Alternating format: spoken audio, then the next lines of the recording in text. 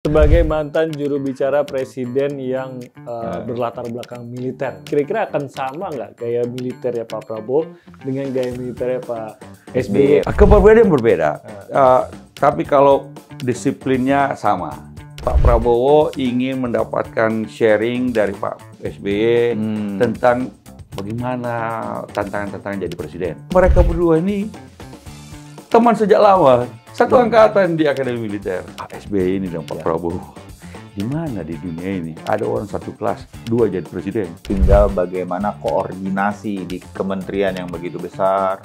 Menteri, wakil menteri juga ada banyak sekali. Ya, bisa saja ada reshuffle dalam waktu beberapa lama. Mungkin 6 bulan sampai setahun. Karena begini.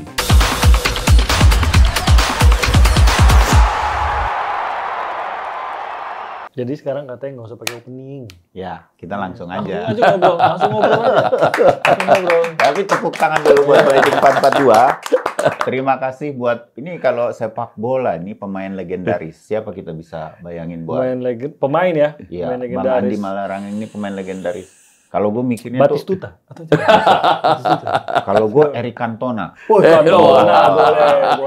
Yang biar udah Dobrak. pensiun, tapi nggak kalah bersinarnya atau selalu kedengeran namanya di kancah sepak bola, bahkan main film belakangan.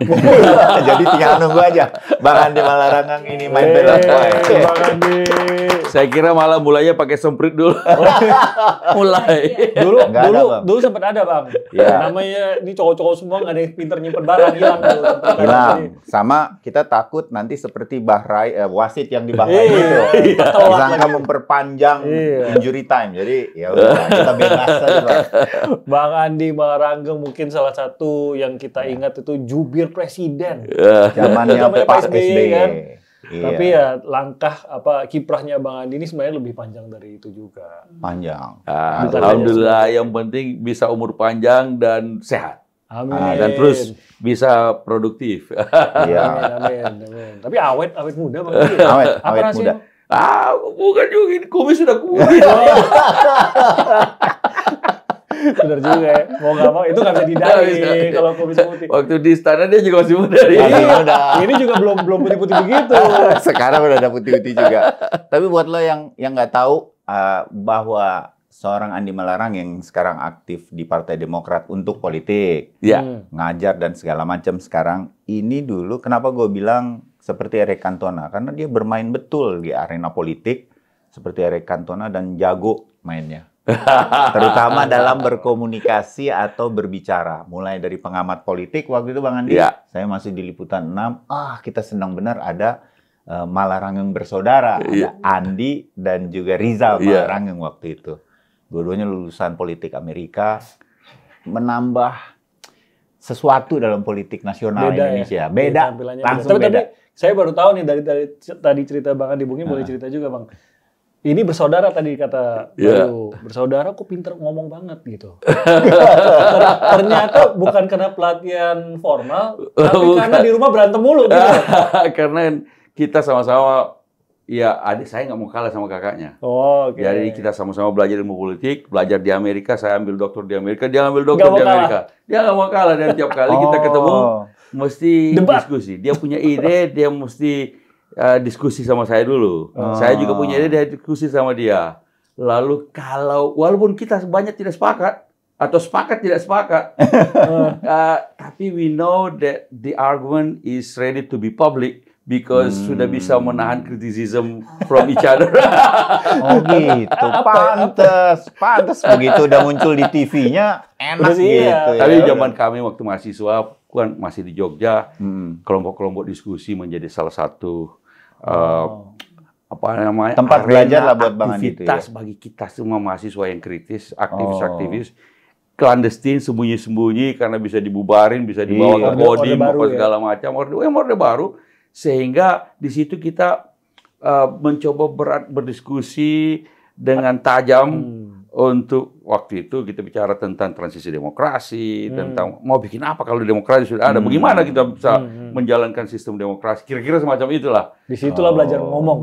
Ya kira-kira belajar berargumen. Berargumen sama sehingga sesama kemudian mahasiswa. jadi pengamat politik ketika reformasi sudah mulai tahun 98, mulai reformasi dan dibutuhkan orang-orang baru untuk menjelaskan kepada publik tentang bagaimana demokrasi itu berjalan atau seharusnya paling tidak.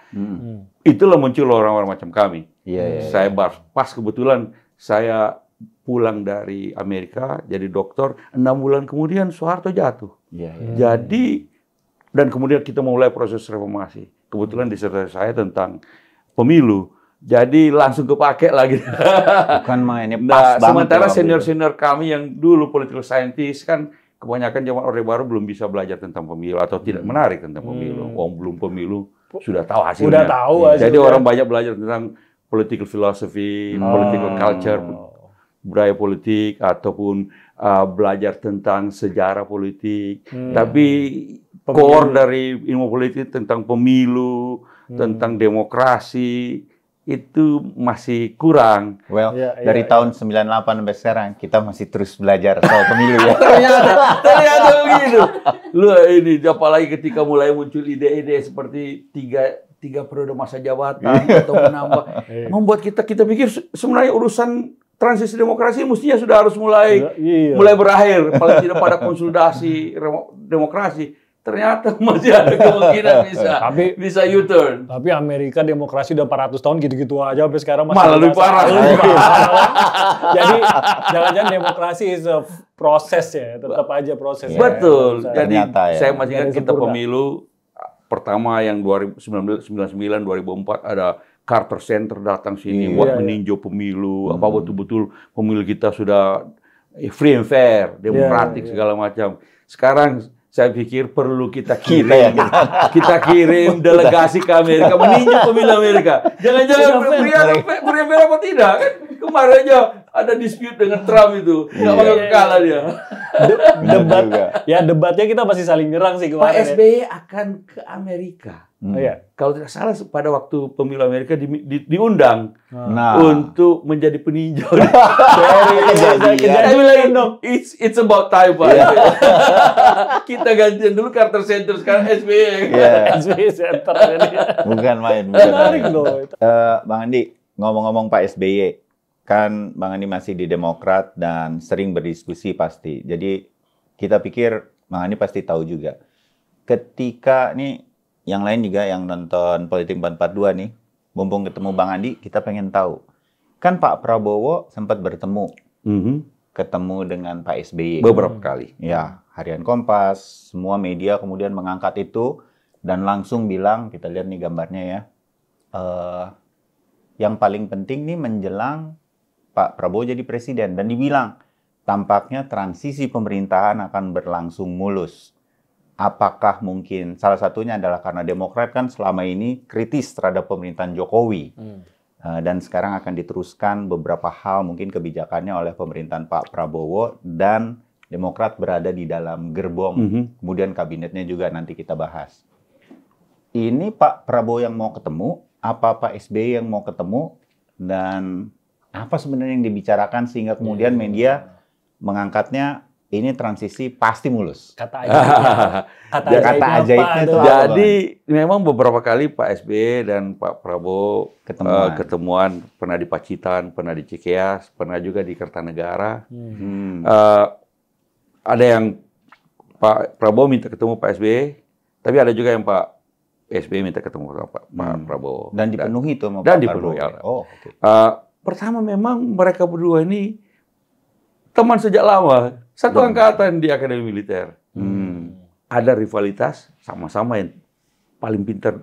Dua orang paling pintar di Akademi Militer tahun 73 Pak SBY sama Pak Prabowo ini. Malah Pak Prabowo karena bahasa Inggris pasti lebih bagus dulu. Jadi justru menantang Pak SBY harus belajar bahasa Inggris juga. Tapi mereka rivalitas tapi bersahabat dari dulu. Dan sekarang kita bersama-sama lagi karena ketika Pilpres memang kemudian kami beralih mendukung Pak Prabowo. Dan rupanya itu membuat Pak Prabowo juga merasa ya mendapat dukungan. Pertama ada dukungan dari Pak Jokowi, mantan presiden dan kemudian jadi mantan presiden, juga sekarang ini ada juga dari Pak SBY. Teman satu angkatan. Karena itu kalau berdiskusi mereka nyambung. Dan kalau diskusi kayak panggilannya itu panggilan seperti teman dulu. Saya lihat beberapa kali diskusi terutama masih beberapa waktu lalu itu tentang bagaimana sih. Artinya Pak Prabowo ingin mendapatkan sharing dari Pak SBY tentang bagaimana tantangan-tantangan jadi presiden. Karena kan kalau mau cari orang yang pernah jadi presiden kan tidak banyak. Cuma Ibu Mega sama Pak SBY, ada Pak Jokowi juga yang sedang menjadi presiden. Jadi salah satunya Pak SBY. Lalu kemudian belajar tentang bagaimana struktur kabinet.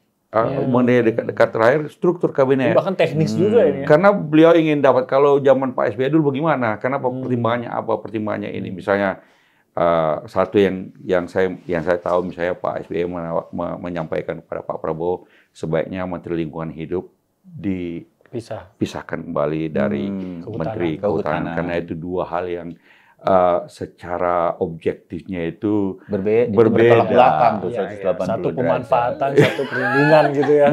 Dan kemudian lingkungan hidup menjadi subordinat dari kepentingan yang lebih besar. Jadi harus, dan itu kita lihat diikuti oleh Pak. Itu yang saya tahu. Jadi ada beberapa dan kemudian juga pandangan-pandangan Pak SBY yang kemudian di sharing kepada Pak Prabowo. Juga beberapa hal juga terutama menyangkut konstitusionalitas itu yang selalu disampaikan, terutama misalnya ketika rame-rame kemarin itu demo-demo urusan putusan Mahkamah Konstitusi. Kalau itu Pak SBY minta ketemu Pak Prabowo. Transisi ada? Kalau transisi nggak sampai ke situ kira-kira. Kalau Pak SBY nggak mau sampai kepada bagaimana campur tangan urusan pembentukan kabinet, terutama orang-orang itu enggak. Iya. Mengenai konstitusi, Pak SBY concern sekali bahwa nggak boleh melanggar konstitusi. Iya, betul.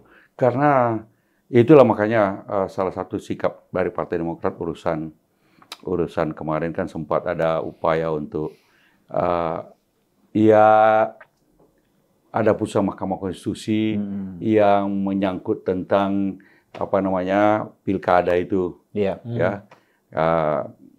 Pak SBY, kami kemudian juga pada dasarnya tidak sepakat dengan rencana untuk memparipurnakan dan membuat undang-undang pemilu baru, revisi undang-undang pemilu yang boleh dikata menegasi keputusan Mahkamah Konstitusi. Pak SBY bisa dibilang marah mengenai hal itu kepada internal Demokrat, Bang Andi? Intinya instruksinya besok nggak usah datang. Jadi kita kirim 2 orang aja datang. Terbayang bagaimana. Jadi kan sudah tiba-tiba, kita kan tidak tahu, tiba-tiba di balik sudah ada rumusan tertentu dan tiba-tiba mau dibawa ke paripurna, kita nggak tahu. Terus setelah baca, wah ini bertentangan dengan putusan Mahkamah Konstitusi. Tapi kan sudah sampai di paripurna, makanya kalau di paripurna ya salah satu cara adalah ya tidak usah datang. Ternyata teman-teman di fraksi lain juga tidak datang, jadi tidak korum kan. Tapi itu adalah solusi. Dan kemudian kita lihat Istana juga mengatakan tidak perlu melanjutkan lagi, maka Pak Dasko bilang tidak perlu melanjutkan, selesailah persoalan itu. Jadi itu salah satu yang kemudian juga didiskusikan dan bahasa saya dititipkan ke Pak Prabowo. Dan Pak Prabowo juga tidak sepakat dengan itu. Makanya kemudian juga dia layu sebelum berkembang.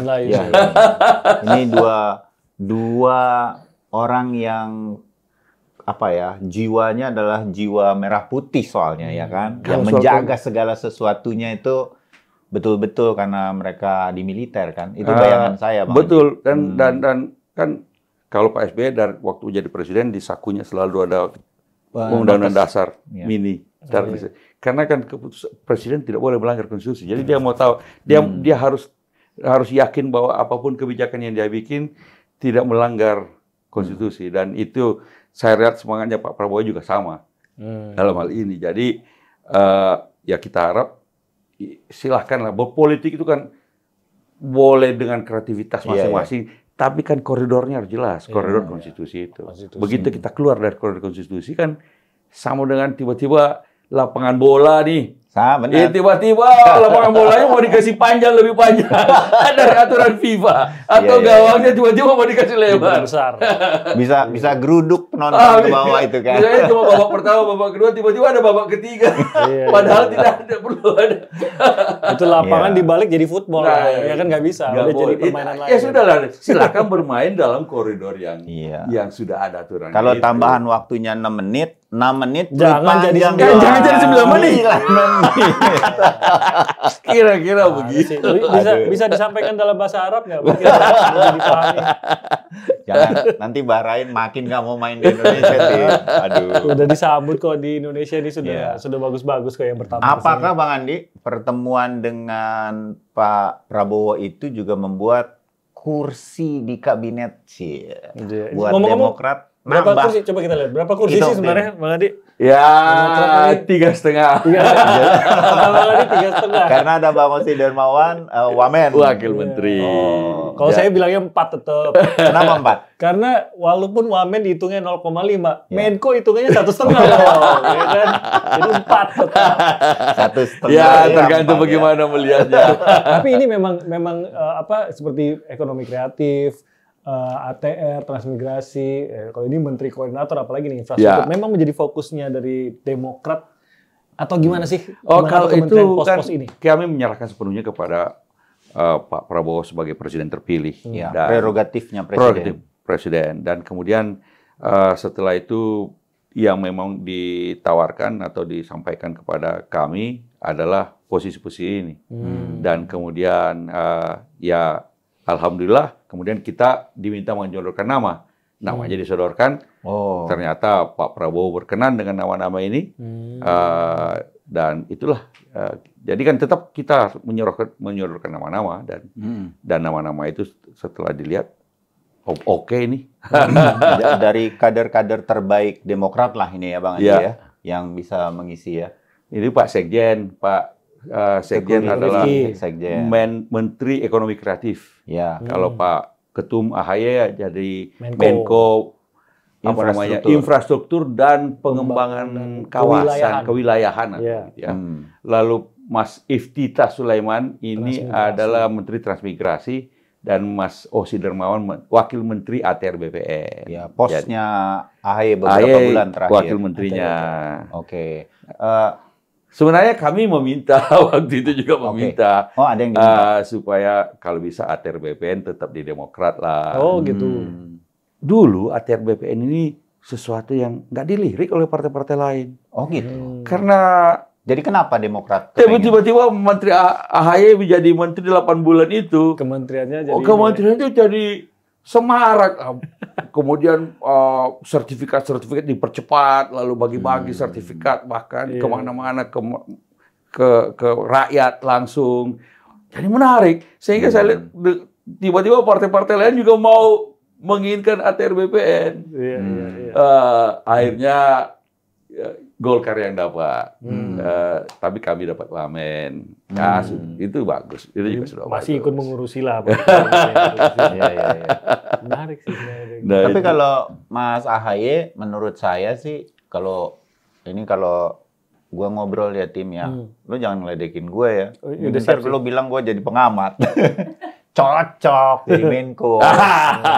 Memang orang-orang militer tuh memang koordinasi. Tapi harus ada 2 pendapat nih. Nanti mungkin boleh dinilai. Ada juga yang Andi Malarang bisa berdebat. Kita berdebat. Ada juga yang bilang, tapi kan Pak AHY ini baru sebentar loh menterinya gitu. Cepat sekali naik menjadi Menko-nya. Jadi ada 2 pendapat nih.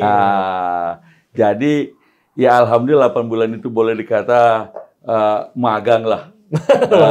Mas AHY jadi menteri di era Pak Jokowi selama 8 bulan. Tapi alhamdulillah prestasinya 8 bulan itu bukan hanya soal percepatan sertifikat, tapi juga menggebuk mafia-mafia tanah di mana-mana. Itu tuh. Itu sampai terakhir 2 hari sebelum berakhir masa jabatan masih pergi ke Bandung, Bekasi, masih urusan mafia tanah itu. Iya. Karena walaupun tinggal 2 hari tetap masih jadi menteri. Iya sih, bisa melakukan kewenangannya. Jadi intinya karena itu kemudian dianggap oleh Pak Prabowo layak jadi Menko. Alhamdulillah. Memang kemudian beliau juga kan ketua umum partai. Iya. Ketua umum partai ini sangat dalam konteks organisasi. Partai itu punya cabang di seluruh kabupaten kota, di seluruh provinsi. Jumlah kadernya juga nggak main-main. Nggak main-main jumlahnya. Gitu, jutaan orang.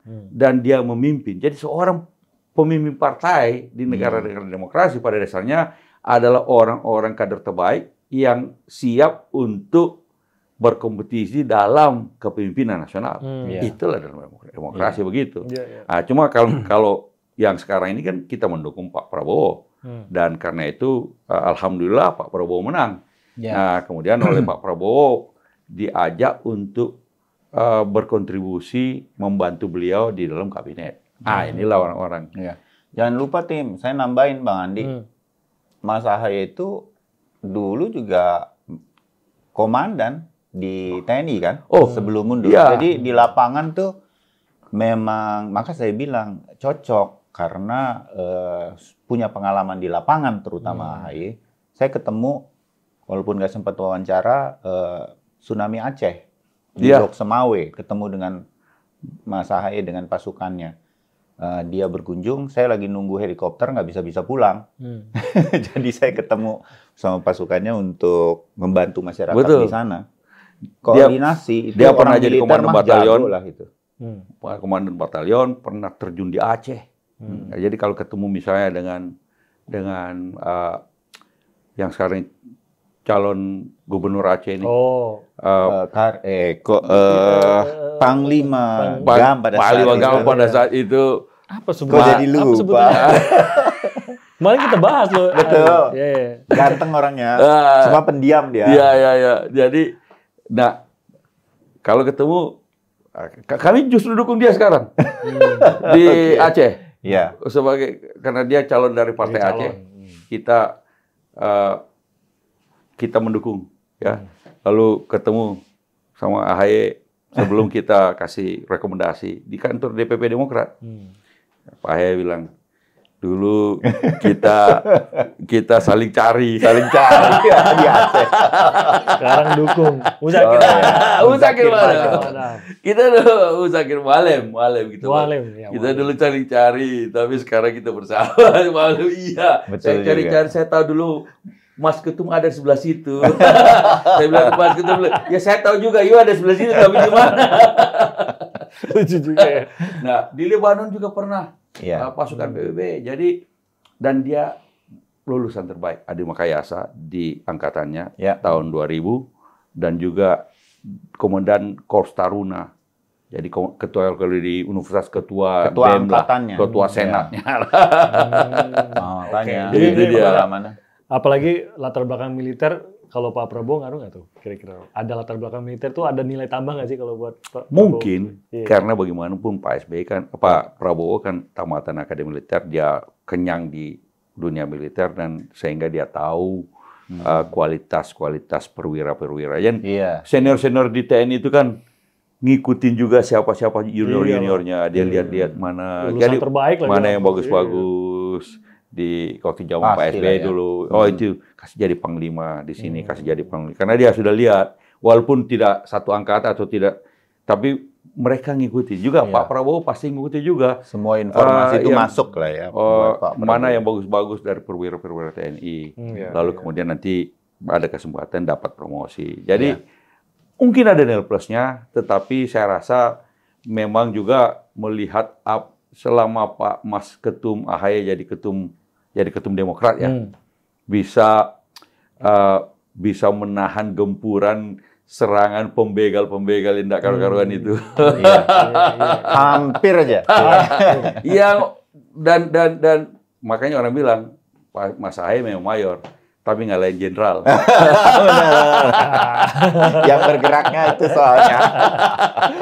Balik sedikit dong, balik sedikit ke gambar. Ini mau lanjut. Sebentar, sedikit aja. Nah, Bang Andi, ini the next generation-nya Demokrat? Ya, boleh dikatakan karena memang kalau kita lihat politik ke depan ya, Pak Prabowo ini masih satu angkatan dengan Pak SBY. Artinya generasi Pak SBY, Ibu Mega, kemudian bersama juga di Pak JK, Surya Paloh di partai lain, kemudian juga Pak Jokowi ini sedikit lebih muda tapi sudah berakhir. Sehingga 5 tahun, 10 tahun ke depan mungkin akan sudah saatnya proses regenerasi kepemimpinan nasional. Kalau Pak Prabowo, kita harap Pak Prabowo bisa sehat, bisa sampai 10 tahun. Tapi the next generation setelah itu pastilah generasi AHY inilah. Mas AHY, Mbak Puan, kalau di PDIP mungkin. Saya tidak tahu kalau di Gerindra. Tapi Gerindra kita lihat juga banyak anak-anak muda nantinya yang mana yang akan jadi penerus Pak Prabowo. Mungkin di Gerindra juga belum tahu siapa di Gerindra. Saya rasa Pak Prabowo punya kader-kader beberapa yang akan ada nominasinya lah gitu seleksi alam di situ juga. Di partai lain juga begitu, sehingga kemudian pada titik tertentu entah 5 atau 10 tahun ke depan generasi ini yang akan bersaing untuk jadi pemimpin nasional kita. Ini kata-katanya dari yang sempat disebut zamannya pada waktu itu Bang Andi kan the next generation-nya Demokrat. hampir ketum. Belum garis tangan. Tapi belum loh. Iya, belum. Lanjut. Nah, saya mau lanjut ke ini nih. Ini kalau kita lihat bajunya sih kelihatan ya ini siapa ya? Ini Joko Klopp. Joko Klopp, Jurgen Klopp. Dan ini penggantinya atau penerusnya gitu ya. Pak Prabowo langsing kan di sini ya. Langsung dong. Jadi Liverpool itu siapa pelatih? Arteta. Sekarang Arteta. Arne Slot. Arteta Arsenal. Arne Slot ini kan transisi yang mulus di Liverpool. Dari Jurgen Klopp yang merasa oke, saya sudah cukup, dia pamit dan mendapatkan tepukan meriah kan. Arne Slot meneruskan dan sekarang sampai saat ini sih Liverpool masih di posisi 1 Bang Andi. Nah, dari sisi ini Pak Jokowi memberikan transisinya kepada Pak Prabowo juga dianggap mulus. Tinggal ada beberapa tantangan-tantangan. Nah, menurut Bang Andi deh, ini memang kita pengen Bang Andi jadi pengamat politik. Ini bagus dengan adanya transisi yang mulus. Demokrasi mestinya begitu itu. Siapapun yang sudah selesai, yang kemudian yang baru dilantik, dan proses transisi mulus. Tapi kenyataannya di negeri kita ini, sejarah negeri kita tidak selalu mulus. Misalnya dari Bung Karno ke Pak Harto kan nggak mulus transisinya. Dari Pak Harto ke Pak Habibie juga tidak mulus. Lalu kemudian dari Pak Habibie ke Gus Dur juga tidak mulus. Karena waktu itu ada penolakan pertanggungjawaban Pak Habibie. Betul. Jadi tidak mulus. Dari Pak Habibie ke Ibu Mega juga tidak mulus. Dari Gus Dur ke Bu Mega. Dari Gus Dur ke Bu Mega tidak mulus. Kita kawal pamitnya Gus Dur ke dari istana kan waktu itu. Nah, dari Ibu Mega ke SBY juga ya agak rough. Masih rough nggak Bang? Agak rough waktu itu. Tapi dari Pak SBY ke Pak Jokowi kan mulus. Ada dimulai tradisi pisah sambut antara presiden baru dan presiden yang sudah berakhir di istana. Ya, model-model juga seperti di Amerika ada pisah sambut. Jadi misalnya, dan kemudian dilanjutkan pada saat sekarang ini. Jadi Pak Jokowi datang dulu setelah pelantikan, Pak Jokowi langsung datang ke istana, lalu kemudian menyambut Pak Prabowo. Boleh dikata kayak Pak SBY juga dulu kasih tur istana inilah kediaman Anda. Setelah itu Pak Jokowi pamit pulang, diantar sama Pak Prabowo ke bandara. Kalau di Amerika sampai dari Gedung Putih kan naik helikopter itu langsung ke Andrews. Nah, ini sesuatu yang bagus. Besok lagi nanti kita harapkan terus begitu, sehingga transisi antara presiden baru dan presiden lama itu bisa berjalan mulus dan pemerintah langsung berjalan. Pemerintah langsung berjalan dan kita rakyat tinggal menunggu lagi apa yang akan dilakukan oleh presiden baru dalam konteks pemerintahnya, kemudian terbentuk setelah itu kebijakan-kebijakannya. Kalau tiap kali pergantian presiden, entah karena kalau di negara lain ada yang karena kudeta, ada yang karena huru-hara, ada yang karena munculnya gelombang protes, kan ribut negeri ini tiap kali berangkat dari nol. Sehingga ini tidak perlu berangkat dari nol. Jadi betul-betul pemerintahan itu dari satu pemerintahan ke pemerintahan lain itu melanjutkan proses pemerintahan itu dan pada dasarnya yang baik diteruskan, yang masih dianggap kurang baik ya diperbaiki. Jadi meneruskan momentum itu ya. Nah, makanya kan kita senang Pak Prabowo misalnya menyebut pemerintahan presiden-presiden terdahulu di mana dia pada dasarnya Pak Prabowo melanjutkan apa yang you are standing on the shoulders of your predecessor. Jadi itu kan sebenarnya yang mau dilakukan. Dan nah yang penting memang bagaimana pemerintahan itu setelah terbentuk dijalankan. Nah ini yang bagi saya kita perlu Pak Prabowo perlu hati-hati dalam arti begini. Pak Prabowo ingin gerak cepat. Maka kita lihat pemerintahan itu mulai disusun sebelum jadi presiden. Menteri-menteri sudah dipanggil sebelum jadi presiden karena beliau ingin gercep. Ya. Dia dilantik tanggal 20, malamnya sudah pengumuman kabinet. Besok pelantikan. Habis itu pelantikan wamen. Habis itu pelantikan kepala-kepala lembaga-lembaga. Hari ini tuh. Badan-badan segala macam hari ini. Sidang kabinet barangkali besok, barangkali sidang kabinet pertama. Habis itu nanti dia bikin lagi retreat di Magelang setelah itu. Nah, ini Pak Prabowo ingin gerak cepat. Dulu semua presiden, termasuk Presiden SBY, Presiden Jokowi, mengumumkan kabinetnya beberapa hari setelah dilantik. Ya, beberapa hari setelah, waktu Pak SBY agak lebih cepat sedikit, beberapa hari aja sudah. Tapi kan kalau ini lebih cepat lagi sebelum dilantik malahan. Nah, persoalannya adalah misalnya ada banyak kementerian-kementerian baru dibentuk. Kementerian baru ini terus terang ada yang belum punya kantor, belum punya staf, strukturnya juga belum jelas. AHY waktu dilantik belum tahu di mana kantornya, karena kan dia Menko baru. Sebelumnya belum ada. Jadi kan harus cari kantor. Tapi alhamdulillah hari ini saya dengar sudah dapat kantor, yaitu bekas kantornya Pak Luhut, Menko Maritim. Yang di apa ya? Tamrin apa ya? Di Tamrin. Saya belum pernah diundang ke sana jadi sudah punya kantor sekarang. Tapi kan struktur organisasi Kemenko-nya belum jelas. Ini harus diputuskan. Pertama didiskusikan dulu di Menpan. Di Menpan didiskusikan strukturnya, nama nomenklaturnya juga, dan segalanya strukturnya. Termasuk kemudian setelah itu orang-orangnya untuk ngisi jabatan-jabatan itu. Sementara mulai dari sesmen, deputi atau dirjen, sampai tukang ketik. Harus diambil lah dari berbagai kementerian lain. Itu banyak lowongan, Tim. Benar juga. Ya nggak? Benar juga. Kan ya. Di mana tadi Bang kantornya? Tamrin.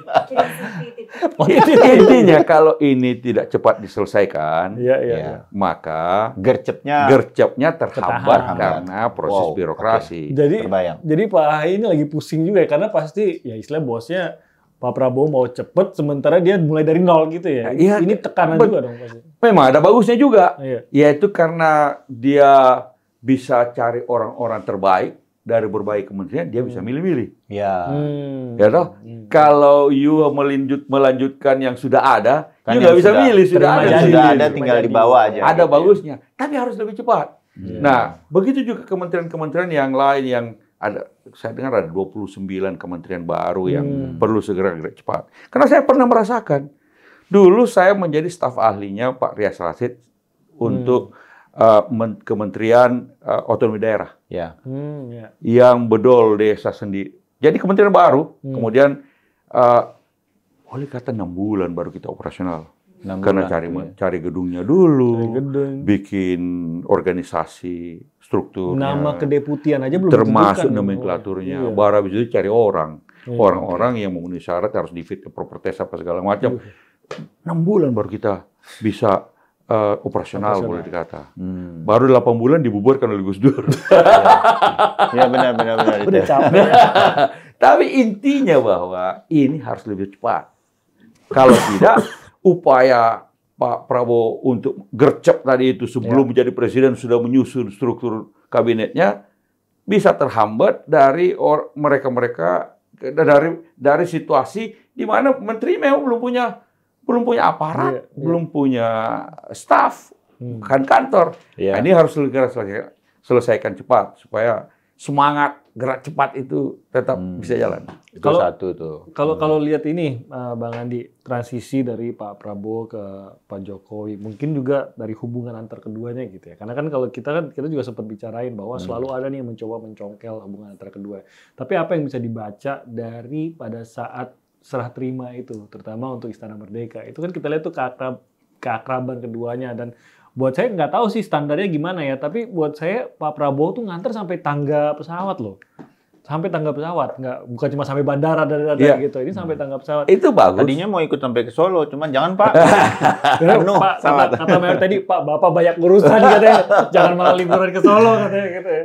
Itu bagus. Artinya hubungan personal antara mantan presiden dengan mantan presiden yang kalau itu berjalan dengan baik kan bagus. Kenapa begini? Kadang-kadang presiden ini ketika dalam situasi-situasi sulit, dia perlu orang menjadi semacam sekondan kalau dicatur tuh, atau paling tidak teman diskusi lah. Ya, teman diskusi untuk kalau begini, bagaimana kalau begini ada mengatasi solusinya. Nah, orang yang pernah menjabat jadi presiden, hitungan jari. Iya. Sama dengan misalnya pelatih sepak bola. Kalau mau bisa saja kan pelatih sepak bola sekarang konsultasi sama pelatih sepak bola yang dulu, atau ketua umum PSSI sekarang konsultasi dengan ketua umum PSSI yang dulu. Kalau melihat situasi kayak gini gimana nih bagusnya, apa pandangannya, kan wajar juga. Udah mantan presiden itu sedikit, mantan presiden 2 periode cuma 2 orang. Iya juga. Kalau berbanyak periode udah nggak ada. Sehingga hubungan personalnya bagus. Makanya kan ada dulu pikiran Pak Prabowo atau ya di kalangan sekitar Pak Prabowo ada semacam presidential club. Iya, kan begitu. Itu juga ide yang wajar dan biasa itu di beberapa negara juga ada semacam itu, di mana presiden bisa kalau dalam hal-hal tertentu minta pendapat. Pendapat itu tidak mengikat, tapi minta pendapat. Disitulah gunanya ada presidential club. Di tingkat nasional juga ada yang namanya presidential club itu. Pak SBY itu termasuk juga anggota dari Club de Madrid. Isinya adalah mantan-mantan presiden atau perdana menteri dari negara-negara demokrasi yang setiap tahun berkumpul berdiskusi tentang berbagai macam masalah, kemudian hasilnya diserahkan kepada Sekjen PBB. Ini level internasional. Level internasional. Di level nasional juga ada semacam itu. Itu bagus hubungan semacam itu. Tinggal kemudian ke depannya bagaimana tentu saja. Kalau bilang takutnya cawe-cawe katanya. Kalau ke depannya memang presidennya inilah the only matahari. Iya. Yang lain tuh seperti Pak SBY kalau diminta pendapat memberi pendapat. Tapi nggak usah ikut cawe-cawe kan begitu. Yang lain juga mestinya begitu. Tapi kok saya percaya kok Pak Prabowo ini orangnya dari dulu jadi komandan kok. Ngerti lah ya keputusan lah. Ngambil keputusan. Bahwa dia menerima pendapat dari siapa-siapa silakan. Pasti. Keputusan tetap di diri dia. Saya berangkat dari sisi transisi lagi sebenarnya, Bang Andi. Karena kalau kita lihat itu kan satu, bahwa keakraban itu terlihat gitu antara Pak Jokowi dengan Pak Prabowo, presiden sekarang gitu.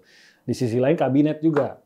Banyak juga nih kabinet yang melanjutkan. Orang-orang menteri-menteri yang melanjutkan di kabinetnya Pak Prabowo juga, termasuk bahkan sampai Luhut yang katanya tadi udah diminta pensiun, Malah jadi Dewan Ekonomi Nasional gitu kan. Jadinya kan ada beberapa nama, banyak nama yang masih dari kabinetnya Pak Jokowi. Nah, Bang Andi sendiri melihat itu tadi ya, transisi maupun ini bentuk penghormatan kah atau memang karena Pak Prabowo pun berada di dalam kabinet, ya Pak Prabowo memang kenal satu-satu dan merasa bahwa inilah masih orang-orang yang terbaik untuk posisi mereka sekarang, atau ada juga soalnya yang bilang, oh jangan-jangan ada yang titipan Pak Jokowi kali gitu. Jadi, Anda sendiri melihatnya gimana Bang Andi?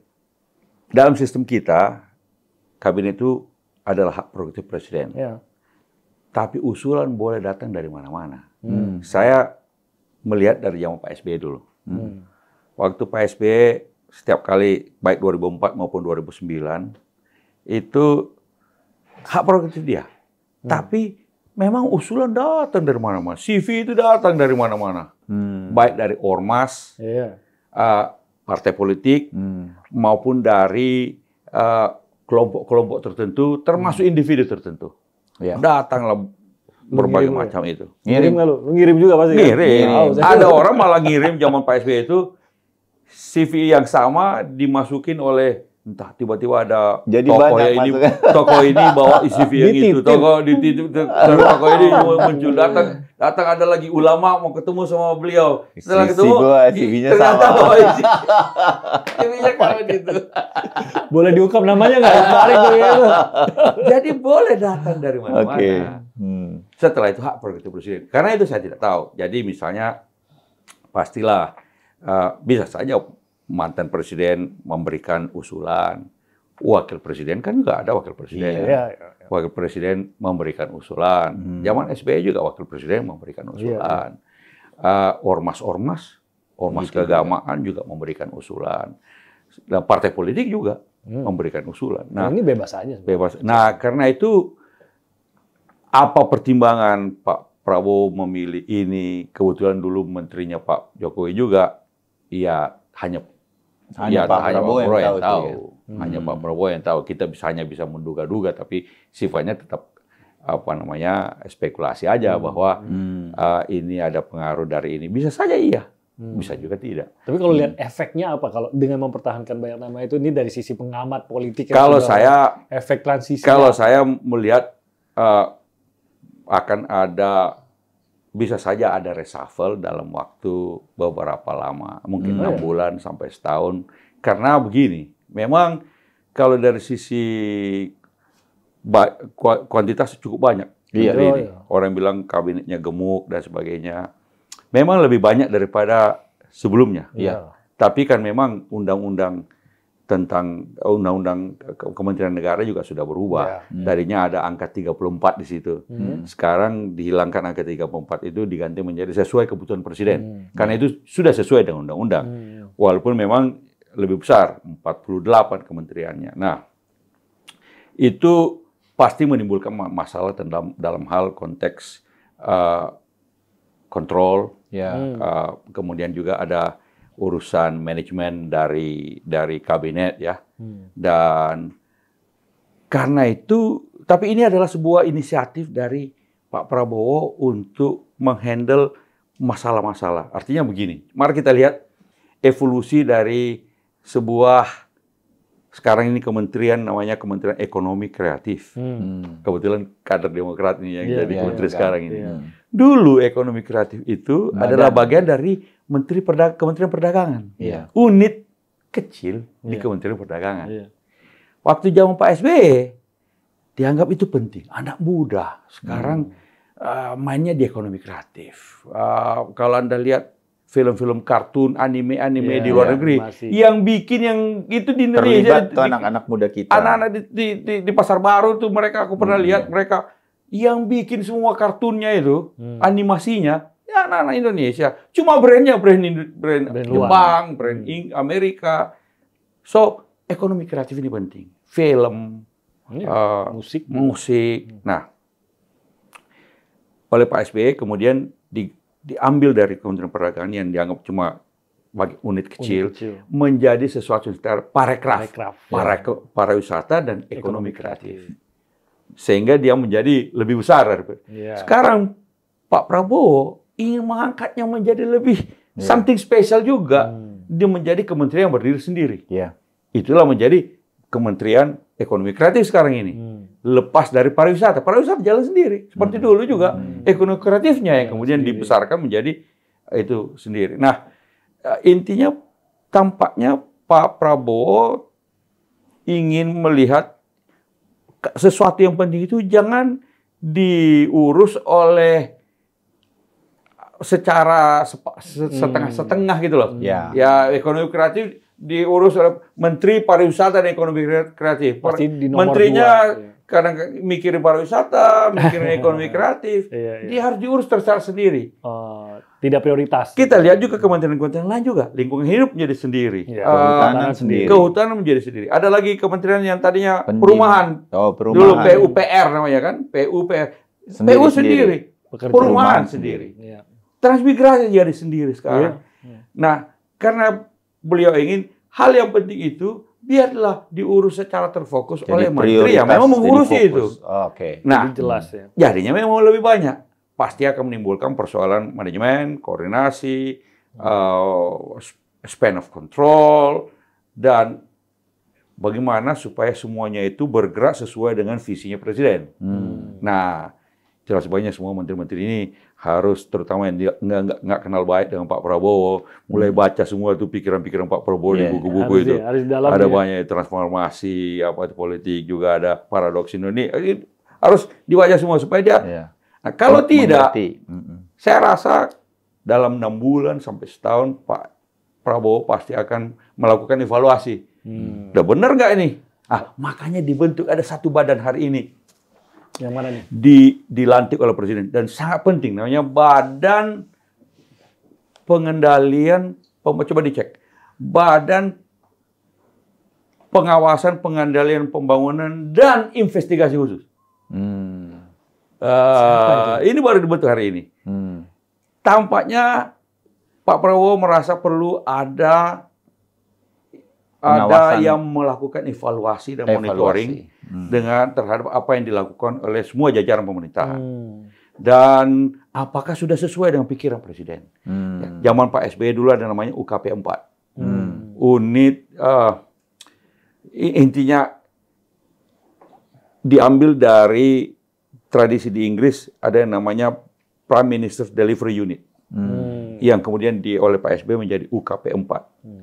Sebelumnya zaman Pak Harto ada namanya Sesdalobang, Sekretaris Daerah Logistik Pembangunan. Kira-kira evaluasi, monitoring, benar nggak jajaran pemerintahan, menteri-menteri telah melakukan apa yang dipikirkan oleh Presiden. Nah, badan ini pikiran saya, ini adalah kayak UKP 4-nya Pak SBY atau Prime Minister Delivery Unit yang tugasnya memastikan bahwa apa yang menjadi concern Presiden dijalankan oleh menteri-menteri, dan mereka yang tidak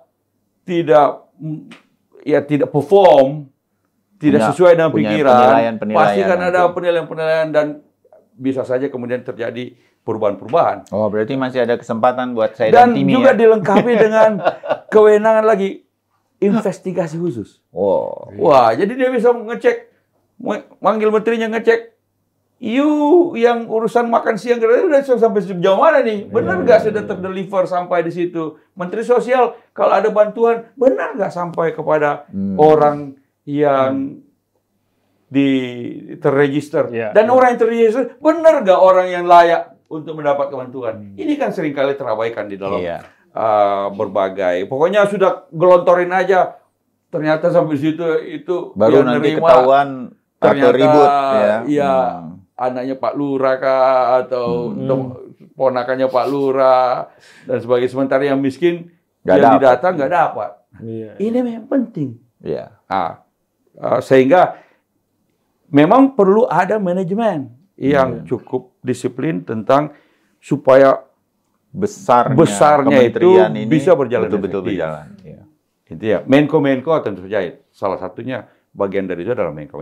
Ini beberapa media tim Bang Andi juga memang menyoroti, ini sekarang tinggal bagaimana koordinasi di kementerian yang begitu besar, menteri, wakil menteri juga ada banyak sekali, Menteri Keuangan, Kementerian Keuangan ada 3 wakil menteri, ada 3 wakil menteri juga, luar negeri juga ada 3. kita belum ngerti itu seberapa penting. Kalau pengamat-pengamat di media mengatakan nggak perlu sampai 3 sih sebenarnya, tapi kita lihat mungkin ada maksud-maksud tertentu gitu kan.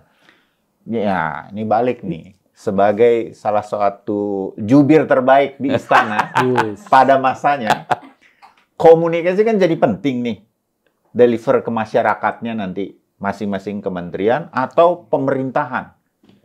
Bang Andi melihatnya sejauh mana itu nanti kita nih rakyat bisa dapat sesuatu dan iya semua kementerian berjalan dengan baik. Apalagi sekarang udah ada PC. Jadi dulu begini, kalau zaman Pak SBY jadi presiden, Anda nggak pernah atau hampir tidak bisa melihat menteri-menteri bertengkar di media. Ya, nggak saling silang pendapat. Yang membingungkan masyarakat. Karena apa? Di zaman Pak SBY sidang kabinet, silakan. Terserah tuh berdebat berdebat di sidang kabinet tentang berbagai macam urusan bantuan sosial, urusan infrastruktur, tentang swasembada pangan, silakan berdebat. Tapi begitu sudah diputuskan oleh presiden, garisnya satu. Nah, tugas saya juga jadi jubir dulu adalah memantau semua itu pernyataan-pernyataan di pers dari berbagai macam menteri-menteri. Jadi kalau ada menteri misalnya membuat pernyataan tidak sesuai dengan pikiran presiden, tinggal kita angkat telepon aja. Telepon, Pak Menteri, ini benar nggak itu pernyataanmu di koran saya baca begini. Itu nggak pas itu dengan apa yang kemarin di sidang kabinet diputuskan oleh presiden. Tolong diluruskan segera. Nah, biasanya menterinya, wah itu salah kutip itu mas. Salah kutip itu, saya nggak bilang begitu. Nanti segera saya luruskan. Nah, zaman Pak Jokowi nampaknya agak beda. Zaman Pak Jokowi kita lihat menteri bersaut-sautan di media. Sekian lama presiden tidak membuat tidak membuat pernyataan, tidak meluruskan. Juru bicara juga tidak menjelaskan juga yang mana yang benar dari dua menteri ini. Nah, saya lihat kalau Pak Jokowi dia lihat sampai mana yang punya dukungan publik, mana reaksi masyarakat dari pernyataan. Baru belakangan dia mengambil sikap. Nah, itu beda. Nah, kalau jumlah besar begini, Anda nggak boleh membiarkan menteri-menteri saut-sautan di publik, di media, dengan berbagai macam kebijakan. Kalau 48 menteri dengan sekian wakil menteri, lalu kemudian bersaut-sautan, orang jadi bingung nantinya. Ini arahnya kapal mau kemana nih? Karena itu saya rasa disiplinnya ya sidang kabinet itu. Silakan. Nanti kemudian apalagi saya tahu Pak Prabowo kan orangnya tegas. Ini begini. Tinggal yang lain ikut. Tinggal pada waktu sidang kabinet itulah silakan berdebat, berargumen, meyakinkan presiden bahwa inilah yang terbaik, pilihan opsi kebijakan yang paling baik. Kalau tidak, ya artinya kalau presiden ambil keputusan pada titik tertentu, lalu semua harus ikut. Jadi si coach atau manajer inilah yang harus mengambil keputusan. Strategi bermain mana yang akan diterapkan dalam pertandingan, semua ikut ya. Lah ya, kalau ada pemain tidak mengikuti instruksi pelatih, misalnya main lebarkan di sayap, baru tiba-tiba mau jalan sendiri aja segala macam, iya bisa dicabut, ganti oleh pelatih. Kewenangan pelatih memang begitu. You berhenti, ganti yang masukin yang ini. Begitu juga presiden begitu itu.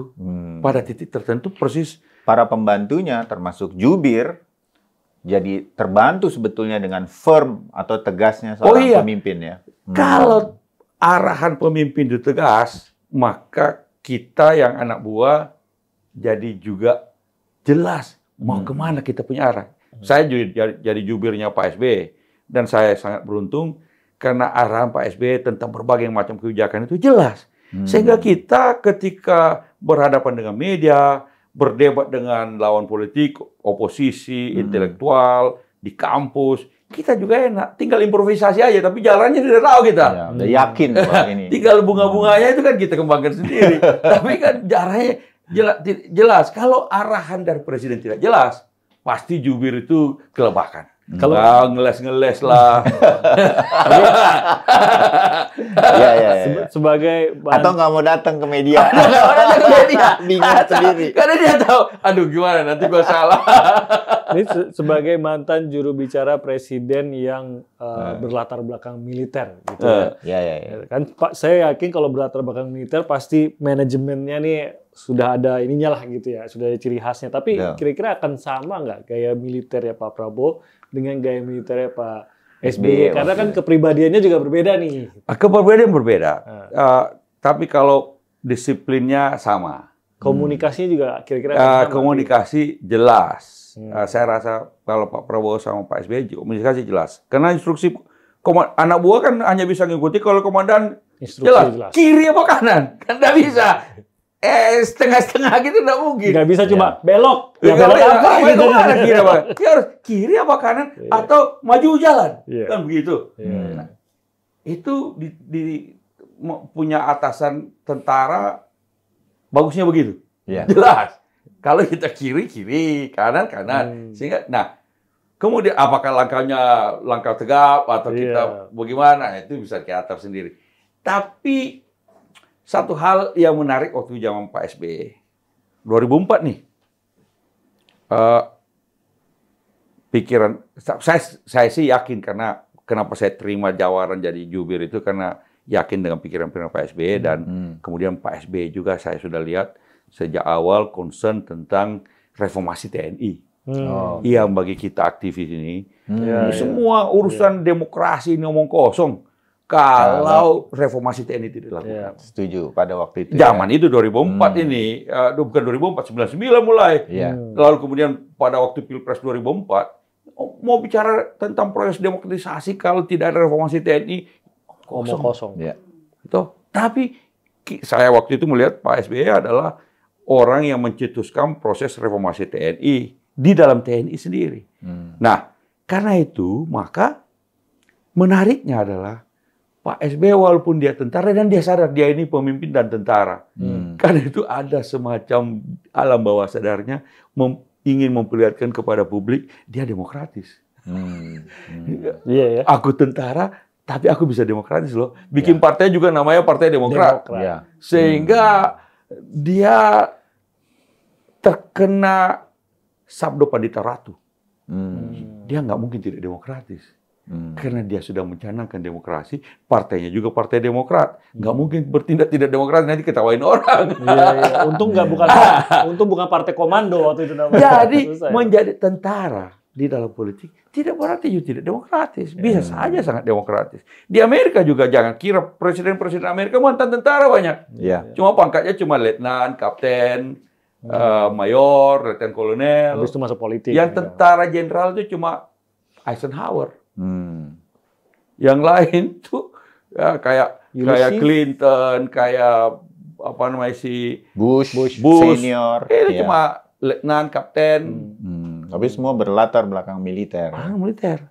Tapi mereka tidak justru bisa memperlihatkan dia demokratis. Dan ini yang kita lihat 10 tahun pemerintahan SBY. Anda bisa lihat urusan demokrasi, mau protes di depan istana bawa kerbau, lalu apalagi maki-maki Pak SBY. Justru kita layani aja diskusi substansial. Juga begitu kritik pers. Kita nggak pernah melakukan kriminalisasi media selama 10 tahun Presiden SBY. Yang kita adalah kami minta hak jawab. Kalau ada berita-berita yang menurut kami keliru, kami minta hak jawab. Dan jubirnya siap untuk datang berdewat dalam rangka hak jawab tersebut. Jubirnya nggak pernah nolak ya, Pak? Nggak pernah nolak untuk berdiskusi dan berdewat dengan begitu presidennya dari sipil, punya buzzer yang galak-galak. Enggak. Stop. Ntar di komen kena lu. Bayu, jangan bobo saya. Maksudnya itu arah-arahnya supaya demokratisnya itu ada di setiap sisi gitu kan, Andi. Cocok. Sebab pemerintahan itu tugasnya cuma satu, dengarkan. Dan semua kritik pasti masuk lah. Pasti ada kritik. Iya dong. Karena semuanya pasti legitimasi kan pemerintahan sekarang, termasuk presiden, adalah dipilih oleh rakyat. Atas dasar kedaulatan rakyat. Legitimasinya begitu. Bukan lagi dari atas, dari pulung, dari mana, tapi dari rakyat. Karena itu ya rakyat harus diberi seluas-luasnya kesempatan untuk kebebasan berbicara, berpendapat, berkumpul dan berserikat. Iya. Gitu, tanpa ada rasa takut, gitu aja. Mana? Ketum nih, ketum. Ketum apa? Nggak terserah. Belum garis tangan. Belum garis tangan. Belum. Aduh. Kalah di Bandung itu dulu. Ingat saya itu. Iya, zaman itu. Tapi Anda bisa melihat waktu itu. Orang bilang, oh, Pak SBY ini, AHY ini kan anaknya SBY. Jadi kayak dinasti di Partai Demokrat. Enggak. Demokrat itu dari dulu sudah berapa ketua umumnya. Dan kompetisi di Partai Demokrat juga cukup keras. Terbuka dan keras. Jadi kebetulan aja memang kader terbaik Partai Demokrat sekarang ini yang namanya AHY. Bikin aja polling. Semua kader Demokrat. Jelas pasti yang paling tinggi ya AHY ini. Yang dianggap sebagai ya salah satu kader terbaik Partai Demokrat untuk kedepannya bersaing dalam kepemimpinan nasional. Nggak gampang loh regenerasi partai itu. Kita bersyukur regenerasi partai di Partai Demokrat sudah terjadi dan berjalan dengan baik, dan kita punya pemimpin partai sekarang yang namanya AHY, anak muda tapi pikiran cemerlang, dan kalau kapan-kapan bisa diundang ke sini biar dia bisa menjelaskan berbagai macam pikiran-pikirannya. Sabar, mesti undang aja lagi. Lewat Bang Andi. Bukan kita nggak mau ngundang. Undang aja. Kayaknya belum ada waktunya. Nggak, belum ada waktunya pasti. Tapi kalau ada waktunya, teman-teman di podcast yang lain juga dilayani kok. Siap.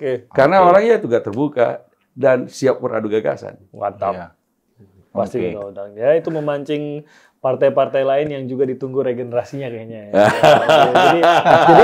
jadi contoh bahwa regenerasi bisa berjalan dengan damai. Harus. Kalau enggak, kita concern juga bagaimana kemudian politik nasional kita itu memang sudah harus regenerasi ya Bang Andi. Ya gitu pada titik tertentu akan setelah Pak Prabowo ini harus regenerasi. Iya. Karena ya generasi itu memang sudah mulai fade away. Dan digantikan oleh generasi yang baru yang siap untuk melanjutkan estafet kepemimpinan. Tongkat estafet sudah harus diambil sama generasi berikutnya. Singapura sudah melakukan juga dengan Lawrence Wong. Kita masih memang generasi ini, bayangin Pak SBY ini dan Pak Prabowo. Di mana di dunia ini ada orang satu kelas, dua jadi presiden. Di mana ada di dunia ini? Jadi generasi ini memang generasi emas. Ada zamannya dulu Spanyol punya generasi emas. Belgia sempat punya generasi emas juga. Generasi emas itu kadang-kadang pada beberapa dekade ada satu generasi emas muncul. Ini generasi angkatan 73 ini generasi emas ini. Satu kelas, dua jadi presiden. Benar juga. Jangan kan ada orang bagaimana satu sekolah universitas masih masih lah sama-sama Gajah Mada, tapi kan Gajah Mada besar sekali. Iya, ini satu kelas gitu ya. Satu kelas. Itu lu baru satu angkatan. Iya. Dia udah lulus. Mereka. Aduh, Bang Adi, makasih banyak buat waktunya. Terima kasih. Ngobrol. Banyak aspek yang bisa dibahas. Banyak aspek. Memang kalau pemain legend hadir tuh begini, kita banyak aspek. Luas. Eric Cantona. Bahasannya Eric Cantona sudah hadir. Ya, bukan nggak salah loh, ini dari Sulawesi Selatan. Memang jago-jago. Kalau cuma dua tuh. Kalau nggak jago main bola, dari eranya Ramang sampai terkenal PSM, sama jago silat lidah. Jago-jago politik semua. Ada latihannya di rumah kan ya. Bang Adi, makasih banyak. Thank you, makasih. Enjoy. Ketemu lagi kapan-kapan. Terima kasih. Oke. Komen apa kita? Cukup. Oh, udah. Nggak usah komen ya. Nggak usah komen. Ya. Sudah 96 menit. 96. Sudah 96 menit. Nggak usah tambahin lagi. Makasih banyak sudah menyaksikan Politik 442. Sampai ketemu lagi.